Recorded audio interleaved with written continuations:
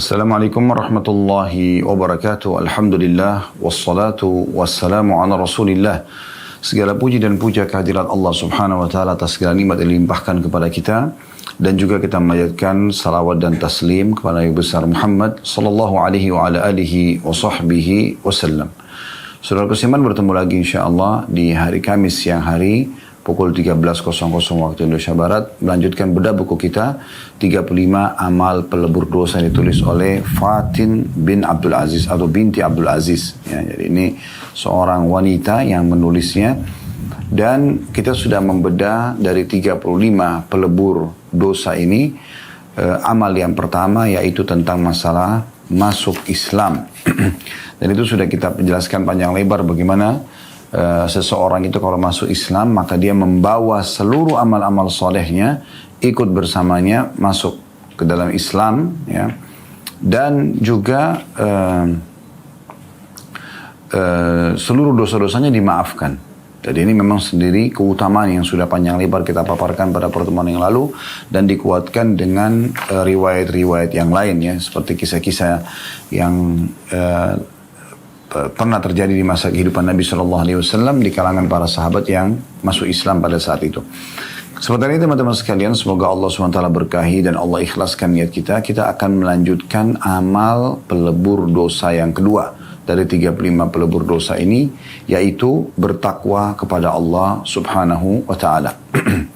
Baik, takwa ini teman-teman sekalian cukup banyak para ulama memberikan definisi dan beragam sekali, gitu kan.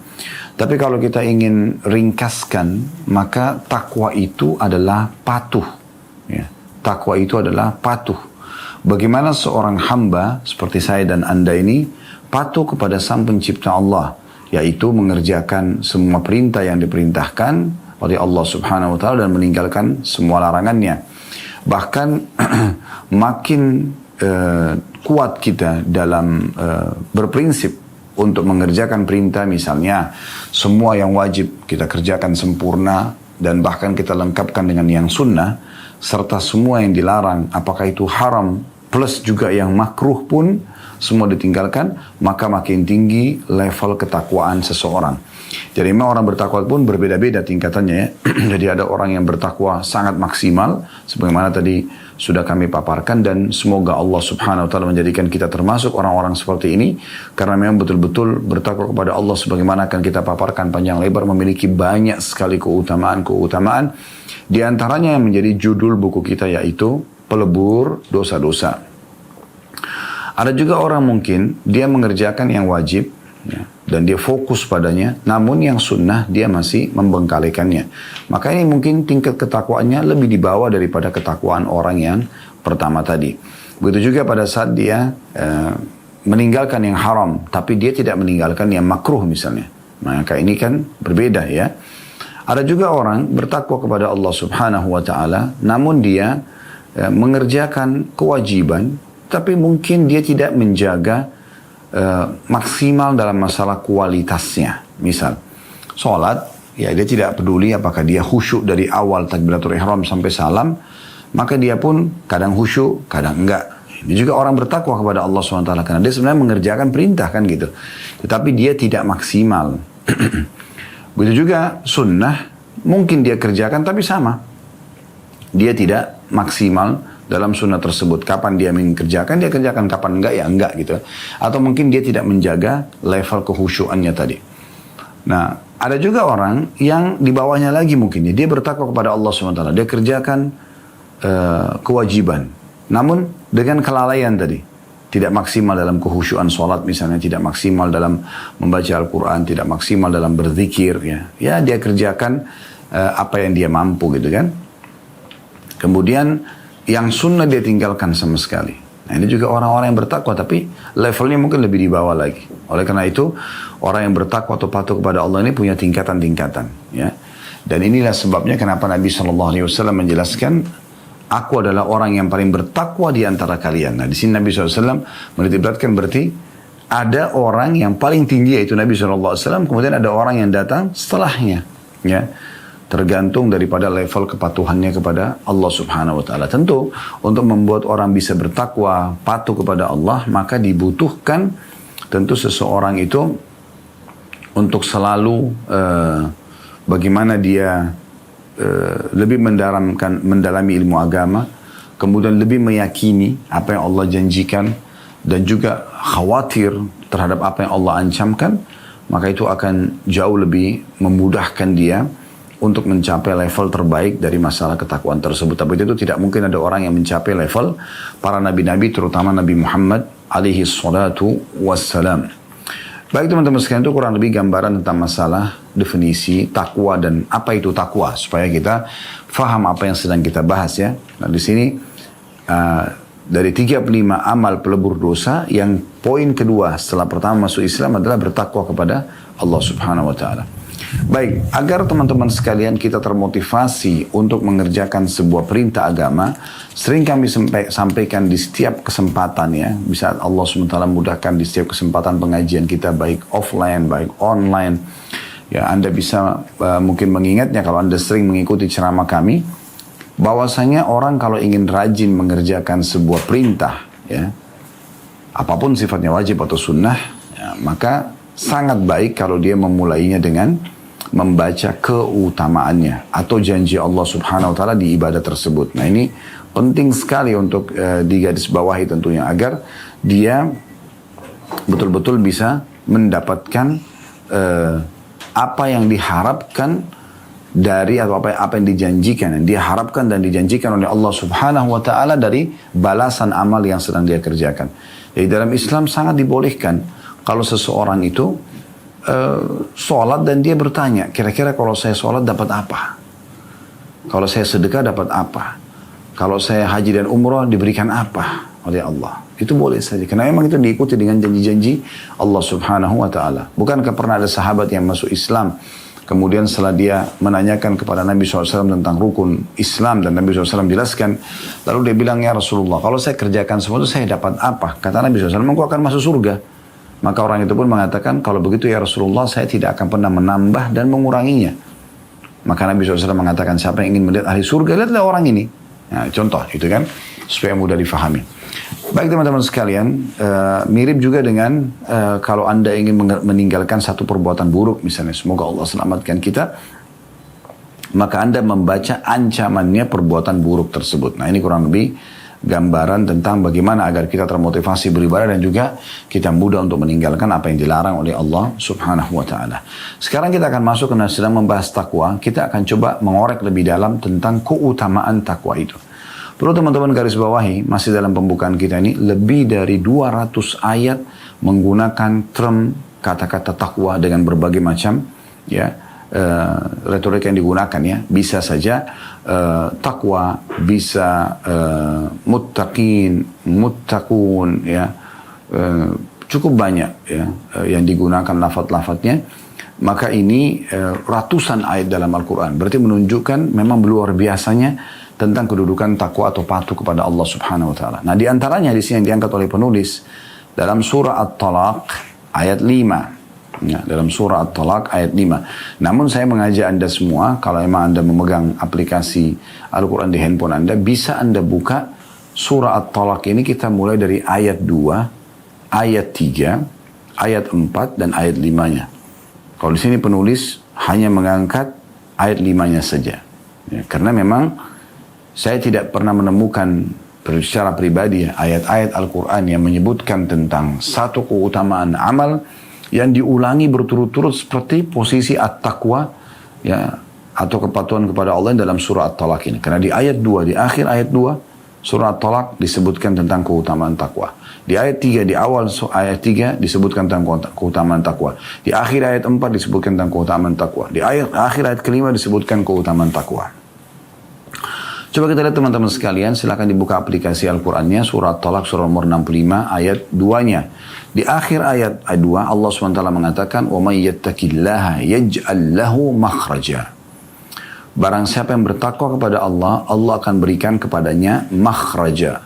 Makhraja artinya solusi atau jalan keluar dari permasalahan yang sedang dihadapi. Apakah kita berharap nikmat bertambah, atau kita berharap dosa-dosa kita dimaafkan, atau menemukan solusi dari permasalahan yang sedang kita hadapi. Semua itu masuk dalam istilah makhraja. Karena ini menggunakan bahasa Arab, Anda bisa lihat kalau Anda sedang berada di Mekah atau Madinah atau di salah satu negara Arab, Anda nginap di hotel misalnya, Anda bisa lihat tangga darurat untuk menyelamatkan diri kalau ada terjadi kebakaran misalnya ya di hotel, atau liftnya lagi rusak, maka ditulis biasanya makhraj, ya artinya jalan keluar gitu ya. Itu ditulis seperti itu. Kadang-kadang juga menggunakan istilah tawari atau sesuatu yang darurat. Tapi makhraj ini sering ditulis. Ya. Atau misalnya memang pintu masuk, pintu keluar. Ya. Anda masuk ke toko, misalnya supermarket atau toko yang besar, mereka punya pintu masuk, pintu keluar. Di Madinah, di Mekah misalnya. Itu sering kali tertulis itu. Jadi ada madkhal, tempat masuk, ada makhraj, tempat keluar. Gitu. Jadi memang ini keluar, jalan keluar dari permasalahan. Dan Allah subhanahu wa ta'ala kalau sudah menjanjikan seperti ini, berarti betul-betul dengan ketakwaan dia. Bila sedang nikmat melimpah, tetap dia beribadah kepada Allah subhanahu wa ta'ala. Tetap dia maksimal dalam patuh kepada Allah, mengerjakan perintah, meninggalkan larangan. Maka nikmat-nikmat tersebut pasti akan menemukan makhraj. Artinya tambahan ya, agar bisa bertahan atau bertambah. Gitu. Ya, maksudnya, tambahan nikmat itu, hari ini misalnya kita bisa makan, kita bisa tidur, kita bisa biologis yang halal, bisa contoh, maka dengan bertakwa Allah berikan makhraja di poin itu. Artinya kita akan menemukan tambahan esok hari, terulang hal yang sama, atau bahkan lebih. Nah itu bisa makna. Bisa juga masuk dalam masalah ini adalah makhraja pada saat kita sedang menghadapi permasalahan apapun. Tapi kita menggunakan ketakwaan sebagai kendaraan kita. Dengan cara kita makin giat sholat, makin giat berdoa, makin giat bersedekah, makin memohon kepada Allah subhanahu wa ta'ala. Dan berharap agar Allah memberikan jalan keluar. Gitu kan? Maka Allah berikan makhraja, jalan keluar. Atau orang lagi melakukan perbuatan dosa. Dia ingin bertobat kepada Allah subhanahu wa ta'ala. Maka di sini kalau dia bertakwa pada Allah, dia patuhi Allah subhanahu wa ta'ala, justru di saat dia sudah melakukan dosa, dia berhenti dari dosa tersebut, dan dia tobat nasuha, tobat yang tulus kepada Allah subhanahu wa ta'ala, tidak ingin lagi mengulangi perbuatan tersebut, maka dia akan ketemukan makhraja, jalan keluar, ya kan? Untuk mudah dia bertaubat kepada Allah subhanahu wa ta'ala, dan mudah dia setelahnya beramal saleh dan menggantikan kesalahan dia dengan perbuatan-perbuatan baik. Nah ini semua masuk dalam penjelasan makhraja itu. Ini surah At-Talaq ayat 2-nya. Ayat 3-nya Allah subhanahu wa ta'ala langsung sambung setelah itu mengatakan jalan keluar. Di ayat 2-nya, ayat 3-nya وَيَرْزُقْهُ مِنْ حَيْثُ لَا يَحْتَسِبْ. Dia akan diberikan rezeki dari tempat yang dia tidak sangka-sangka. Ya. Dari di sini kita bisa lihat bagaimana Allah subhanahu wa ta'ala menjanjikan semua orang yang bertakwa akan diberikan ya, rezeki. Dan rezeki ini bukan hanya sekedar uang, kendaraan, rumah, bukan hanya sekedar itu. Tetapi diberikan semuanya. Diberikan semuanya yang membuat roda kehidupan bisa berjalan namanya rezeki. Kesehatan, keturunan gitu kan, segala macam. Di antaranya juga harta. Tapi jangan sampai Anda sempitkan makna rezeki hanya di harta saja. Ini poin penting sekali untuk digarisbawahi. Kan gitu. Nah, kemudian Allah subhanahu wa ta'ala kita pindah ke ayat 4-nya juga mengatakan, وَمَنْ يَتَّقِ اللَّهَ يَجْعَلْ مِنْ أَمْرِهِ يُسْرًا. Siapa yang bertakwa kepada Allah, Allah akan jadikan seluruh urusannya, ya, segala kebutuhannya mudah. Di ayat 2-nya disebutkan makhraja, jalan keluar. Tapi memang belum terinci apakah jalan keluar itu mudah atau enggak. Tapi ada jalan keluar. Misal contoh, untuk orang sembuh dari sebuah penyakit, dia bisa saja melalui operasi dulu, baru sembuh. Itu kan juga makhraj, jalan keluar kan. Dia untuk memulai usaha, dia harus utang dulu misalnya. Itu juga jadi makhraj, walaupun nanti dibayar utangnya misalnya. Tapi di ayat 4 ini bisa bermakna, dan siapa yang bertakwa kepada Allah, tidak ditingkatkan ketakwaannya, maka akan dimudahkan urusannya. Artinya mungkin bisa saja tanpa operasi sembuh. Tanpa utang bisa punya modal usaha misalnya ya. Dengan kerjasama sama orang lain misalnya. Atau Allah tiba-tiba berikan dia rezeki. Dapat warisan atau yang sejenisnya. Dapat pekerjaan misalnya. Dan seterusnya ya. Itu bisa terjadi. Di ayat 5-nya. Ini diangkat sebagai saksi bahasan oleh penulis. Ya. Dzalika amrullahi anzalahu ilaikum. Ini juga di akhir ayat. Wa may yattaqillaha yukaffir anhu sayyi'ati wa yu'dhim lahu ajra. Ya. Itulah perintah Allah yang diturunkan kepada kamu, dan barang siapa yang bertakwa kepada Allah, niscaya Dia-nya besar kata ganti Allah, dia akan menghapus kesalahan-kesalahannya dan melipat gandakan pahala baginya. Ini yang dijangkat sebagai saksi bahasan. Baik, sekarang kita coba fokus melihat bagaimana penulis menjabarkan kepada kita tentang At-Talaq ayat 5 ini. Atau keutamaan yang keempat kalau dalam surah At-Talaq. Ya, karena tadi surah At-Talaq ayat 2 ada penjelasan tentang takwa, ada makhraja. Di ayat 3-nya ada diberikan rezeki dari tempat tidak disangka-sangka. Di ayat 4-nya akan dimudahkan urusannya. Dan di ayat kelima ini akan dimaafkan kesalahannya, dan ini jadi saksi bahasan. Penulis memilih dan fokus ke ayat ini karena memang beliau tulis buku judulnya 35 pelebur dosa. Jadi beliau garis bawahi bahasa dosanya ya. Karena di ayat kelima ini dikatakan dan orang bertakwa kepada Allah, atau siapa yang bertakwa kepada Allah akan dimaafkan dosa-dosanya dan akan dilipat gandakan balasan pahalanya. Dan ini yang dimaksudkan. Baik, saya akan bacakan bagi teman-teman yang pegang bukunya di halaman 4. Kata penulis Hafidah Allah, jadi beliau karena seorang wanita, bertakwa kepada Allah SWT termasuk sebab utama untuk menghapus kesalahan. Sebagaimana ia menjadi sebab mendapatkan pahala yang besar dan masuk surga. Jadi beliau langsung rincikan di paragraf pertama, ada 3 hal yang langsung didapatkan dengan ketakwaan.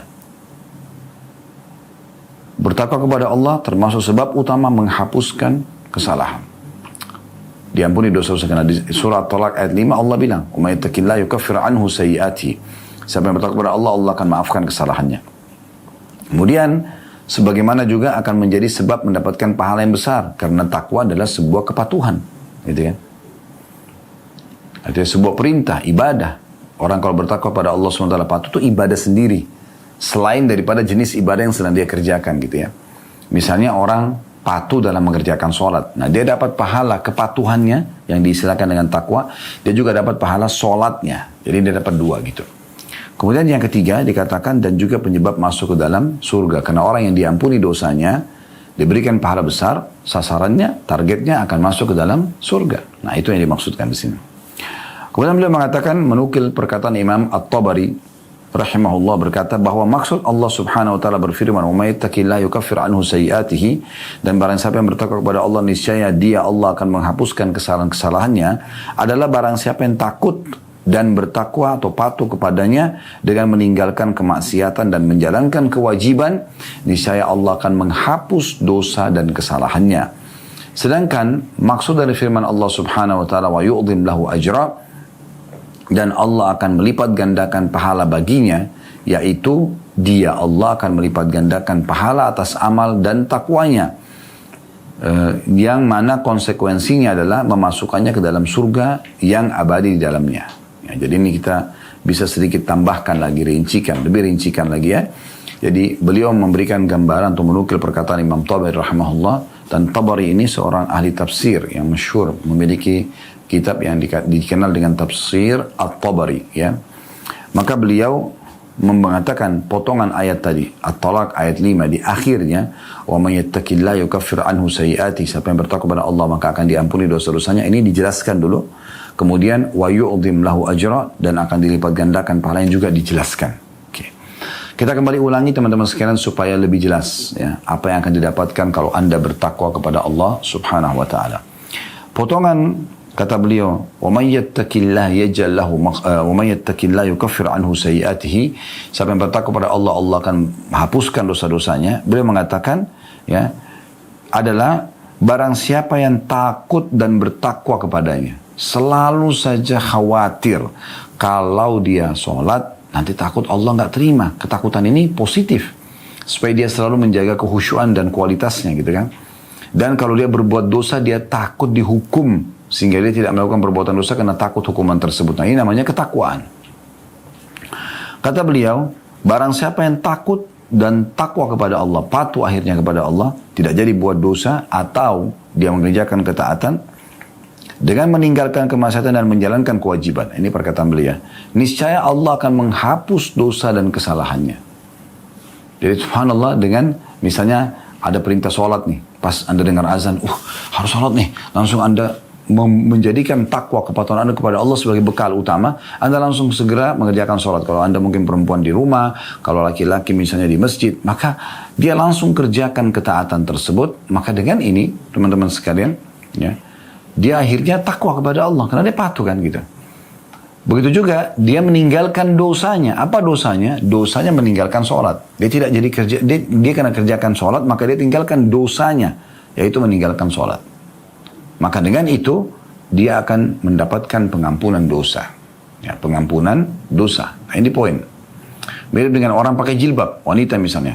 Dia pakai jilbab karena dia tahu ini perintah Allah. Maka dia akan dapat pahala takwanya, kepatuhannya. Dia akan dapat pahala tutup auratnya. Dan dia juga akan dapat pahala karena meninggalkan dosanya. Dosanya apa? Buka aurat. Nah, itu luar biasa.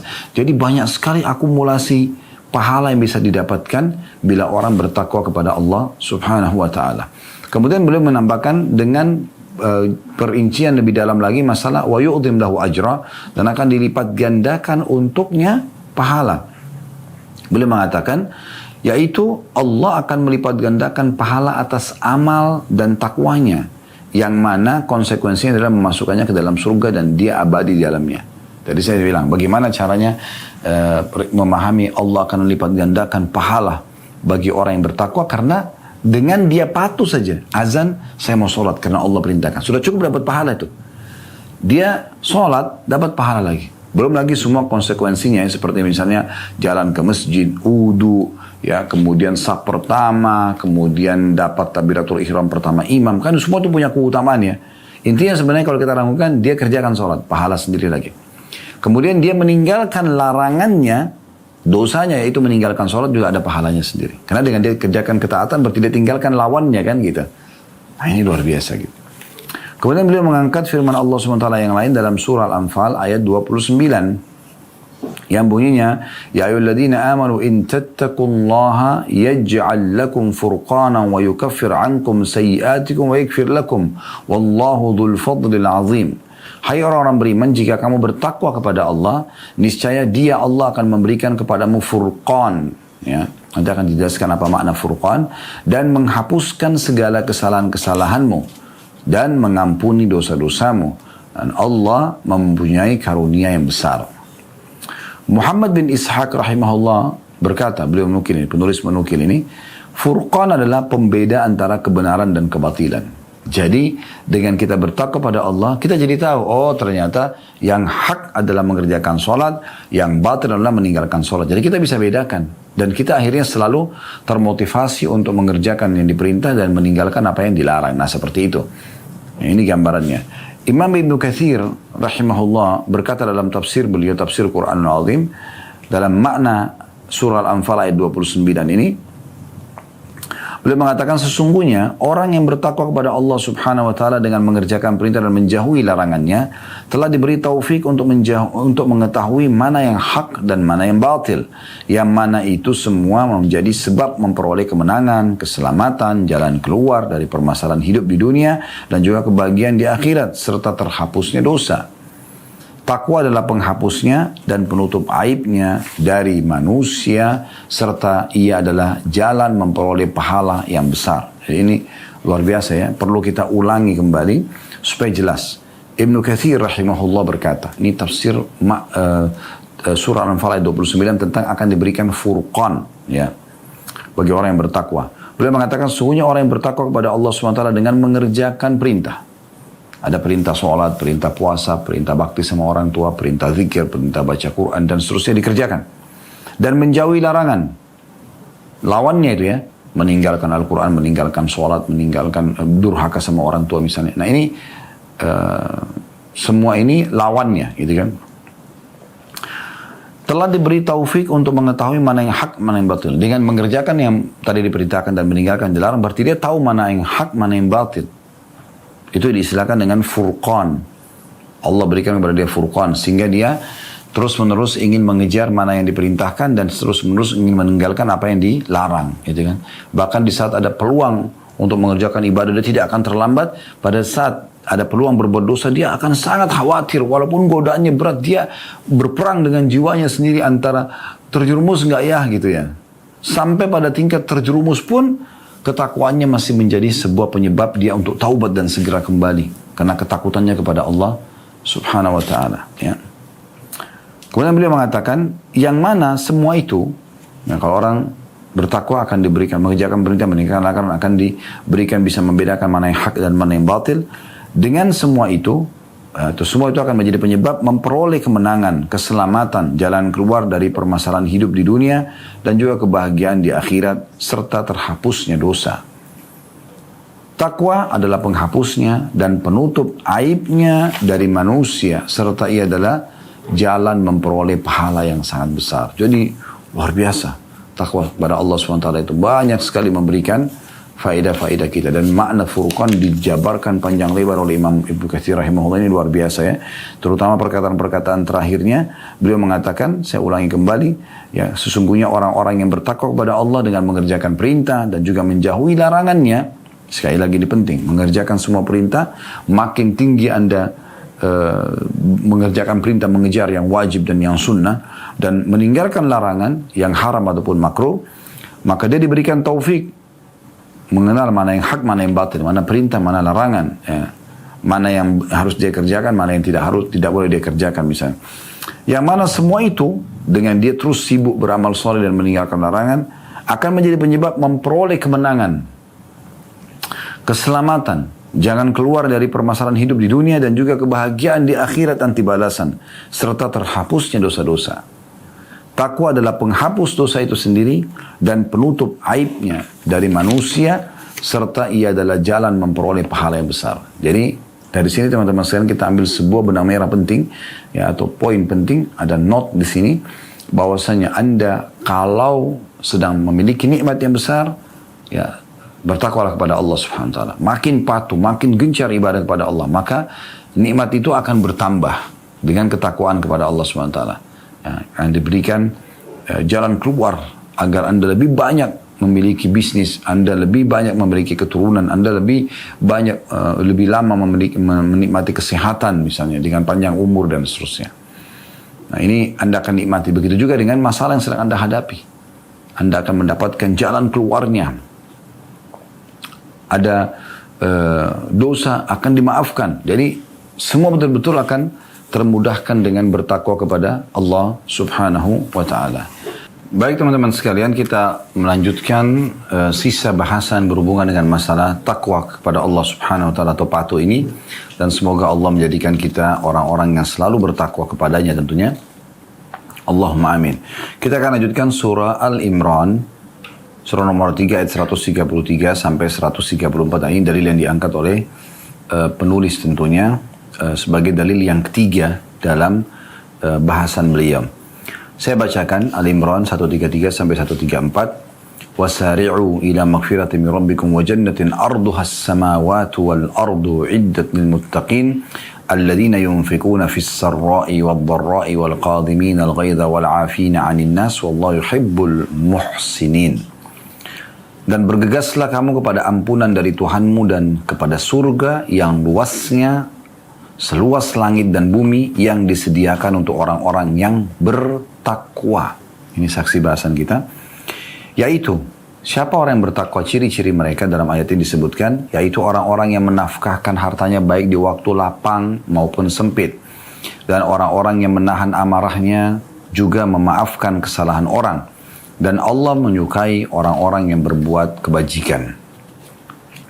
Nah, di sini perlu digarisbawahi teman-teman sekalian, Al-Imran 133-nya, perhatikan, saya ulangi lagi, dan bergegaslah kalian kepada pengampunan Tuhan kalian dan kejarlah surga yang luasnya seluas langit dan bumi. Perhatikan, yang dijanjikan untuk orang-orang yang bertakwa.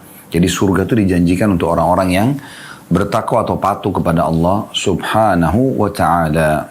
Baik, sekarang kita lihat penulis menukil perkataan Imam Qurtubi rahimahullah dalam tafsir beliau. Beliau mengatakan, wasari'u, potongan awal ayat, bergegaslah dan berlumba-lumbalah kepada ampunan Tuhanmu. Ya. Atau di sini dikatakan wasari'u, dan bergegaslah dan berlumba-lumbalah. Kemudian ke apa disuruh bergegas dan berlumba-lumba? Ila maghfiratin min rabbikum, kepada pengampunan, kepada yang menghapuskan dosa-dosamu karena rahmat Allah, dan kepada apa yang menutupi dosa-dosamu berupa ampunan dari siksa atau dosa. Kemudian wa jannatin arduhas samawati wal ard, juga bersegeralah untuk mendapatkan surga yang luasnya seluas langit dan bumi. Diriwayatkan bahwa maksudnya adalah surga seluas 7 langit dan 7 bumi apabila semuanya dikumpulkan. Dan potongan terakhir uiddat lil muttaqin, bahwa surga dijanjikan untuk orang bertakwa, bahwa surga yang seluas 7 lapis langit dan bumi, 7 bumi itu disediakan bagi orang-orang yang bertakwa, yaitu orang-orang yang takut kepada Allah dengan taat kepadanya dalam segala perintah dan larangan.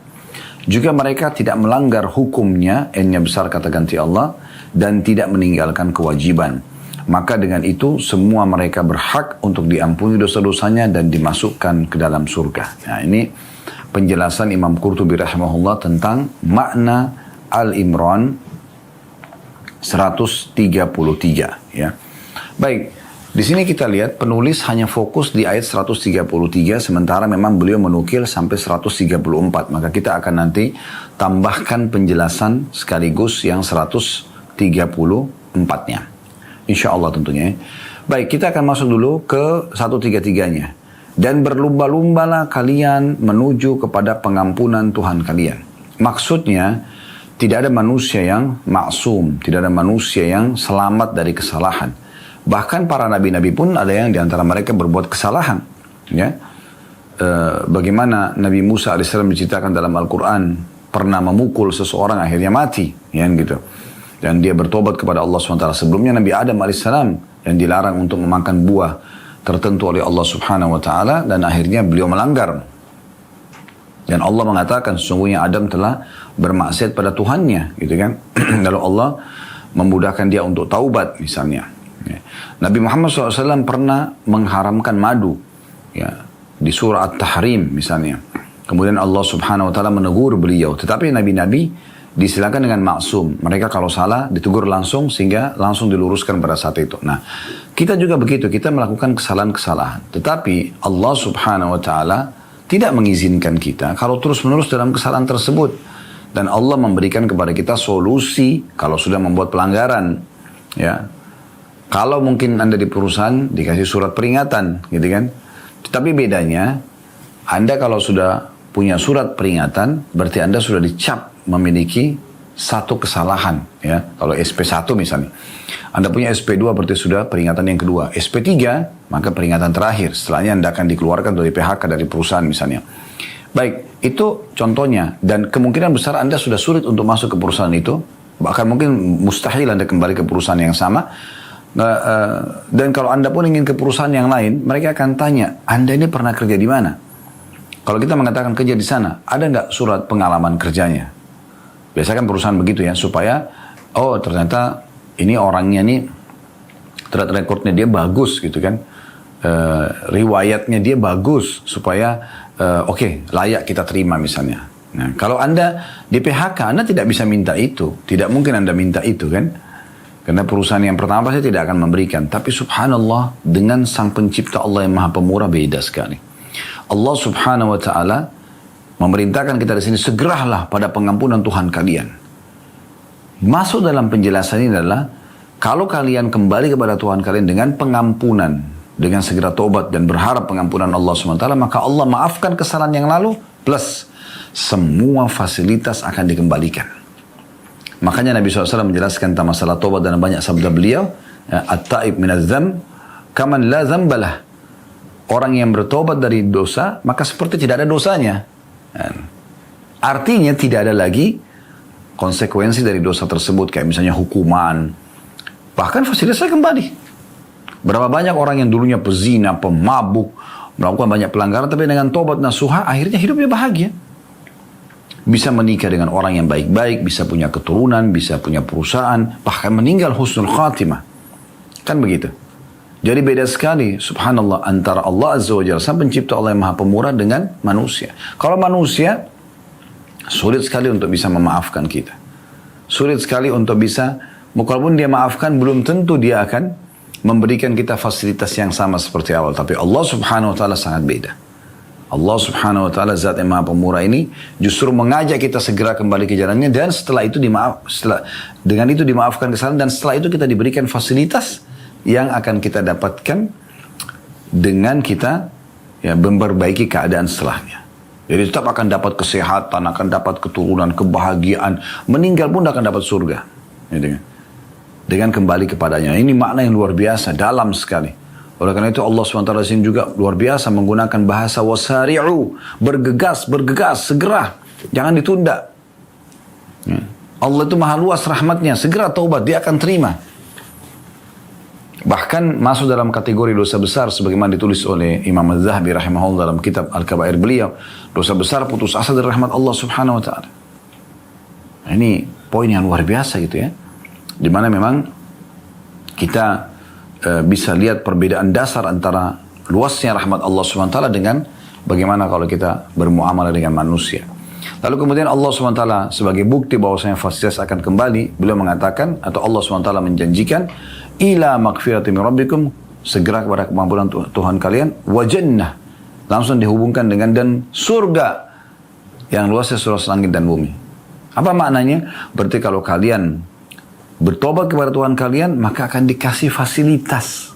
Nah gitu.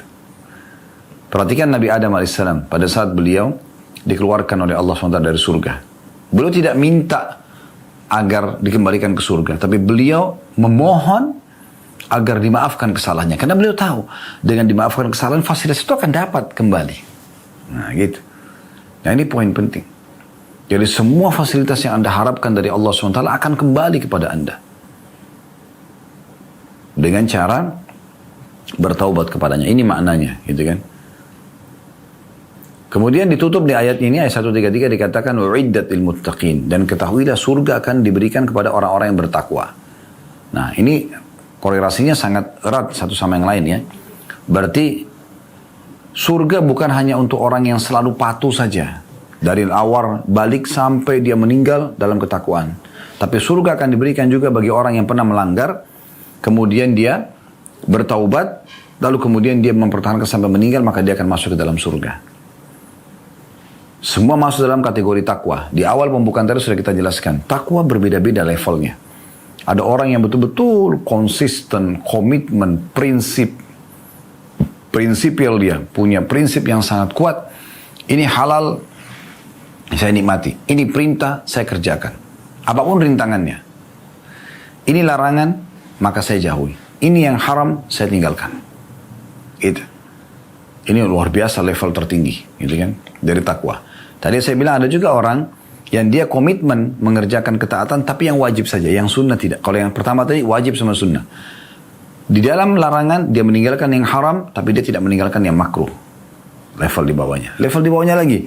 Ada orang mengerjakan ketaatan kepada Allah ya, tetapi dia secara kualitas lebih di bawah daripada level yang kedua tadi. Kalau tadi yang kedua itu maksimal dia dalam kehusyuan sholat, dalam membaca Al-Quran, dalam bersedekah. Tapi dia tidak mengerjakan yang sunnah. Nah kalau yang ketiga ini, dia ketakwa kepada Allah SWT. Dia kerjakan ketaatan yang wajib, tetapi dia masih lalai secara kualitas. Cuman dia masih mengerjakan yang sunnah. Sunnahnya pun tidak terlalu dijaga kualitasnya. Ini masih level takwa. Ya. Tetapi level yang kedua tetap lebih tinggi. Kenapa? Karena dia mengerjakan yang wajib maksimal. Sementara Allah SWT mengatakan dalam hadis Bukhari, hadis Qudsi, sesungguhnya amal yang paling aku cintai dari hambaku adalah apa yang aku wajibkan kepada mereka. Jadi kalau kewajiban kita maksimalkan itu sudah luar biasa. Level ketiga ini, kerjakan kewajiban tapi kurang secara kualitas. Kerjakan juga sunnah tapi kurang. Level yang di bawahnya lagi, kerjakan yang wajib kurang kualitasnya, yang sunnah tidak dikerjakan. Jadi mereka berlevel-level gitu. Tapi semua masuk dalam kategori orang yang bertakwa kepada Allah SWT. Jadi orang yang pernah berbuat dosa pun lalu kemudian dia taubat dalam firman Allah SWT ini, maka dia tetap masuk dalam kategori orang yang bertakwa. Karena di sini katakan, bersegeralah kalian pada pengampunan Tuhan kalian. Siapa yang disuruh bertaubat? Orang yang berbuat dosa. Itu kan? Pengampunan Tuhan kalian. Nanti kalau kalian kepada pengampunan menuju ke situ, taubat, maka akan mendapatkan surga yang luasnya seluas langit dan bumi, dan itu dijanjikan untuk orang yang bertakwa. Artinya kalau kalian bertobat masuk dalam kategori orang yang bertakwa. Nah, ini luar biasa dalam maknanya, gitu kan? Baik, kita lanjutkan 134 yang tadi saya janjikan, kita coba paparkan 134 ini teman-teman sekalian, karena penulis tidak menukil. Kalau Anda pegang bukunya hanya sampai 133 beliau jadikan sebagai saksi bahasannya. Yaitu disebutkan di antara ciri orang-orang yang bertakwa.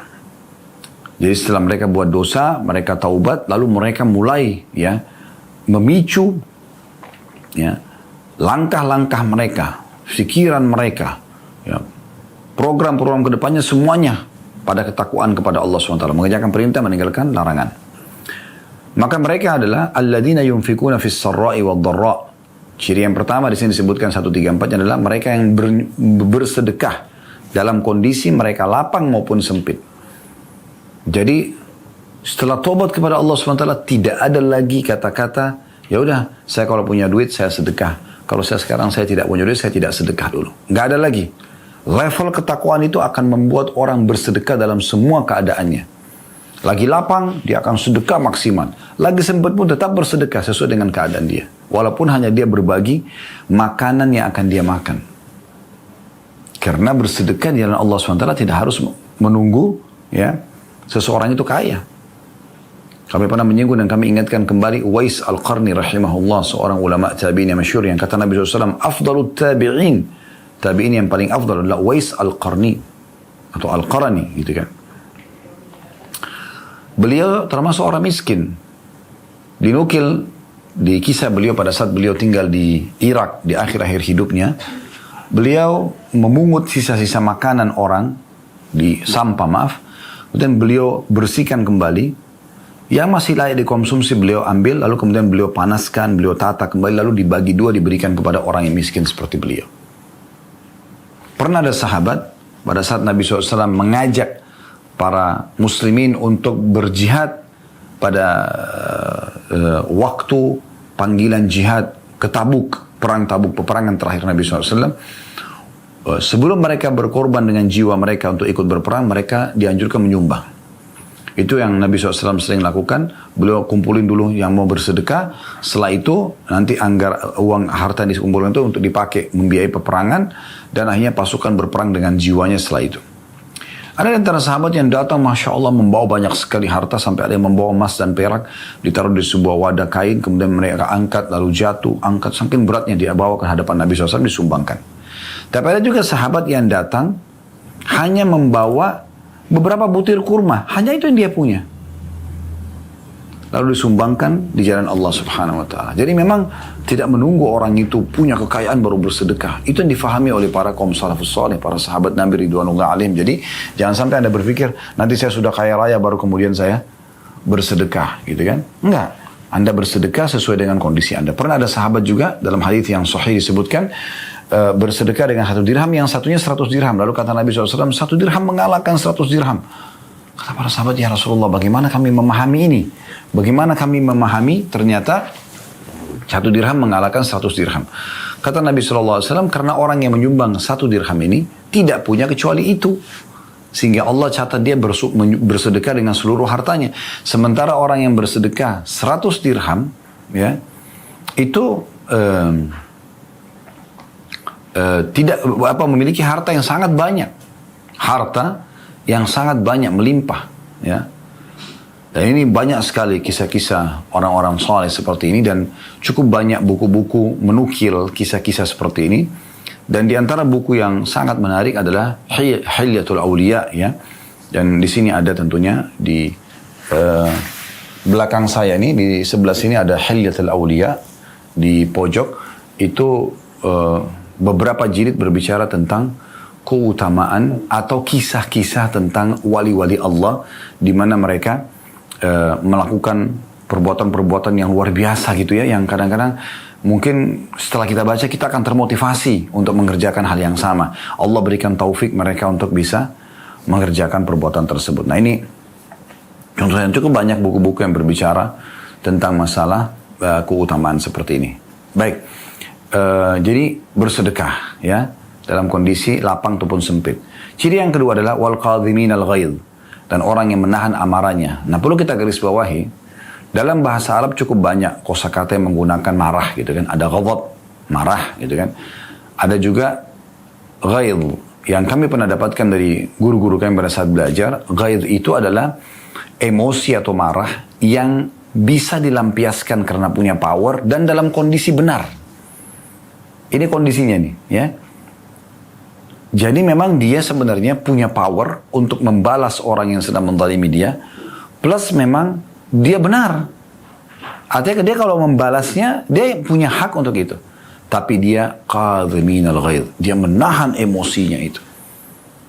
Ini punya kedudukan yang luar biasa ini. Tentu tidak mudah ya. Orang menghibah kita, orang memfitnah kita, orang menyakiti kita. Lalu kemudian kita tetap aja dalam kondisi menahan amarah tersebut. Lebih berharap pahala di sisi Allah Subhanahu wa taala. Nah, ini level ketakwaannya luar biasa ini, ya. Makanya pernah dinukil sebuah kisah dari kisah salafus saleh dulu. Ada seseorang memiliki hamba sahaya budak yang budaknya ini saleh juga, ya. Satu waktu budaknya membawa makanan kuah kari yang panas, ya, dibawa ke ruang tamu sementara majikannya ini lagi bersama dengan tamunya. Dengan hikmah Allah Subhanahu wa taala tiba-tiba saja kaki si budak itu, hamba saya itu kesentuh di karpet, kemudian jatuh dia dan seluruh kuah marak atau kuah kari yang panas itu tertumpah ke badan majikannya. Anda bisa bayangkan tertuang kuah panas ke tubuh Anda. Apa yang akan terjadi pada saat itu? Saya yakin kita akan meluap-luap marah gitu kan. Tetapi subhanallah, budak ini ya bertakwa kepada Allah Subhanahu wa taala dan memang dia tidak sengaja, serta dia juga kena tahu dalil, dia menyampaikan apa adanya, dia ikhlas menyampaikan. Majikannya juga luar biasa. Majikannya ini adalah orang yang bertakwa kepada Allah Subhanahu wa taala, bahkan kalau saya melihat dari kisah ini lebih bertakwa daripada budaknya itu. Maka sebelum dia marah, si majikan marah, budaknya mengatakan, membacakan firman Allah Subhanahu wa taala ini, ya. Beliau mengatakan wal qadhiminal ghaidh. Dan orang yang bisa menahan amarahnya, ingat, di saat dia punya power dan dia benar. Di sini majikannya benar. Dituangkan kuah panas di tubuhnya. Dan dia punya power, dia sebagai majikan. Di masa itu, budak bisa diperjualbelikan. Gitu kan? Dia bisa jual budaknya. Tapi budak ini bilang, Allah berfirman, wahai Tuhan. Ya. Lalu dia mengatakan, apa firmannya Allah? Dia mengatakan, wal qadhiminal ghaidh. Dan orang yang bisa menahan amarahnya. Si majikannya faham benar ayat ini. Dan juga orang berilmu. Dan Allah mengatakan, dan orang yang bisa menahan amarahnya di saat dia bisa melampiaskannya. Kemudian tuannya itu langsung mengatakan, baik, saya akan menahan amarah saya. Kata budaknya, belum selesai Tuan ayatnya. Masih ada lanjutannya. Wal'afina anin nas. Dan orang yang suka memaafkan orang lain. Anda perhatikan lanjutan ayat itu ya. Dan orang yang suka memaafkan orang lain. Maka tuannya mengatakan, saya sudah maafkan kamu. Kata budaknya, belum selesai ayatnya Tuan. Ada lanjutannya di akhir, wallahu yuhibbul muhsinin. Dan Allah sangat suka dengan orang yang berbuat baik. Maka majikannya langsung meraih pesan emas dari ayat Al-Quran ini. Dia mengatakan, kalau begitu karena Allah menyukai orang berbuat baik, kalau begitu pergilah, engkau telah aku bebaskan dari keterbudakanmu. Itu luar biasa itu, ya. Jadi bisa menahan emosi di saat kita punya power dan memang benar. Kemudian memaafkan orang yang berbuat kesalahan itu tuh berat banget itu kan. Tapi subhanallah ini level ketakwaan yang luar biasa gitu. Yang akhirnya bisa mengampuni dosa, memenuhi kebutuhan dan seterusnya. Dan kemudian juga Allah suka dengan orang yang berbuat kebaikan. Artinya dia tetap berbuat baik pada orang yang pernah berbuat salah kepada dia sebelumnya. Coba bayangkan. Ini luar biasa levelnya, ya. Baik, itu ayat 134-nya saya tambahkan ya penjelasannya tadi, karena memang penulis tidak mengangkat itu. Kemudian kita tutup teman-teman sekalian dengan dalil yang terakhir yang diangkat oleh penulis, yaitu surah Al-Ahzab, surah nomor 33 ayat 70 sampai 71. Beliau mengatakan dengan ketakwaan, ini di halaman 7 ya, bagi teman-teman yang pegang bukunya, dengan ketakwaan maka pengampunan dosa dan kenikmatan surga bisa didapatkan. Allah Subhanahu wa taala berfirman dalam surah Al-Ahzab ayat 70 sampai 71 yang bunyinya, ya ayyuhalladzina amanu taqullaha wa qulu qawlan sadida yuslih lakum a'malakum wa yaghfir lakum dhunubakum wa may yuti'illaha wa rasulahu faqad faza fawzan 'azima. Hai orang beriman, bertakwalah kepada Allah dan katakanlah perkataan yang benar, jujurlah. Niscaya Allah akan memperbaiki bagimu amalan-amalanmu dan mengampuni bagimu dosa-dosamu. Barang siapa yang menaati Allah dan Rasulnya, maka sungguhnya ia telah mendapat kemenangan yang besar. Ia telah mendapat kemenangan yang besar. Ini ayat yang luar biasa gitu ya. Jadi Allah subhanahu wa ta'ala memerintahkan sekali lagi, hai orang beriman, bertakwalah kepada Allah. Patuhlah. Ingat, saya ingatkan lagi, patuh mengerjakan semua perintah. Yang maksimal, semua kewajiban dengan kualitas tertinggi. Kemudian semua yang sunnah dengan kualitas tertinggi.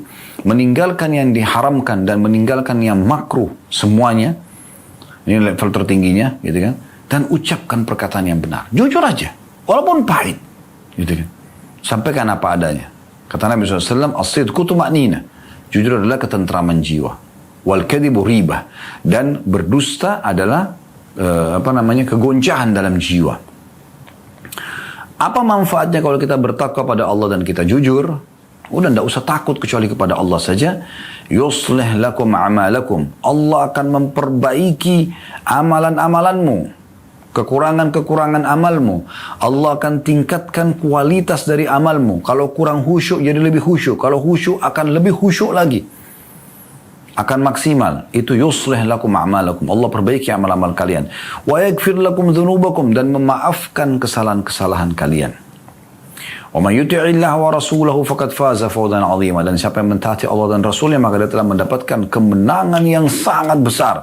Maksudnya di dunia dan juga akhirat. Baik, sebagai penutup teman-teman sekalian, beliau menukil perkataan Ibnu Abbas radhiyallahu anhu tentang ayat ini dalam tafsirnya. Yang dimaksud dengan qaulan sadida adalah perkataan yang benar. Ibnu Abbas radhiyallahu anhu dan Ikrimah berkata, qaulan sadida adalah ucapan la ilaha illallah. Dan maknanya adalah ucapan yang lahir dalam kurung luarnya sesuai dengan batinnya. Maksudnya perkataan yang diucapkan dengan dalam hati sama.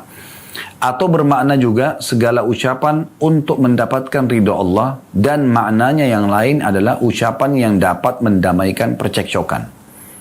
Jadi cukup makna luas tentang masalah makna daripada qaulan sadida. Bisa bermakna adalah ucapan la ilaha illallah yang tulus dalam hati, kalimat tauhid. Ada juga perkataan yang apa yang diucapkan dengan lisan bagi seseorang mukmin, maka itu yang dalam hatinya. Ini yang kemarin sempat kami singgung di materi kita sebelumnya ya, di kajian beda kitab tentunya, di hari Rabu kemarin di Riyadhus Shalihin. Seingat saya pernah singgung itu, bagaimana seorang mukmin harus sama antara apa yang nampak depan wajahnya, ya dengan hatinya. Dia marah-marah, kalau dia senyumnya dia senyum, tulus. Gak ada berwajah dua seperti orang munafik gitu kan. Bisa juga bermakna adalah segala ucapan untuk mendapatkan ridho Allah. Qaulan sadida, selalu ucapkan yang baik-baik saja. Dan makna lainnya adalah ucapan qaulan sadida ini yang bisa mendamaikan orang yang sedang bercekcok. Bertakwa kepada Allah dan qaulan sadida. Qaulan sadida ini punya makna-makna yang cukup luas tadi. Kata beliau, kalimat ini diambil dari kata as-sadid, yaitu anak panah yang tepat mengenai sasaran.